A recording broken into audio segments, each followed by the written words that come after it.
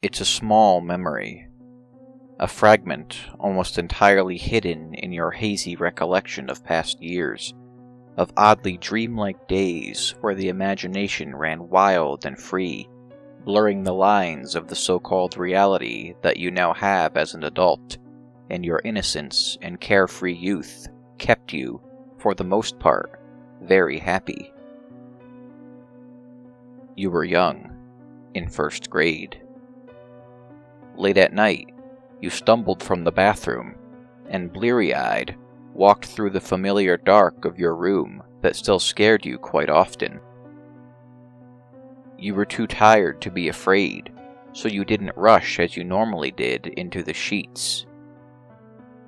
You walked past the slightly dirty window with a view of a dimly lit street below, and you thought you saw somebody in what was maybe a yellow raincoat walking up the street. This began to happen often. You would wake up with the urge to look out the window, and sometimes you would see him. He indeed wore a yellow jacket, even on the driest of nights. You'd see the strange man walking up the street in the deadest hour of the night, and even in your young age, you knew that was weird. You'd watch him for a few seconds, and every time he stopped and looked around, then turned towards your house, and you'd quickly duck under the covers and not come out until morning. Eventually, though, Mom put up blinds, and you stopped looking for the weird man. Days, weeks, months passed. Years went by, rolling like an endless and unstoppable tide. School, friends, hobbies, girls, they all pushed the strange set of memories from your conscious mind.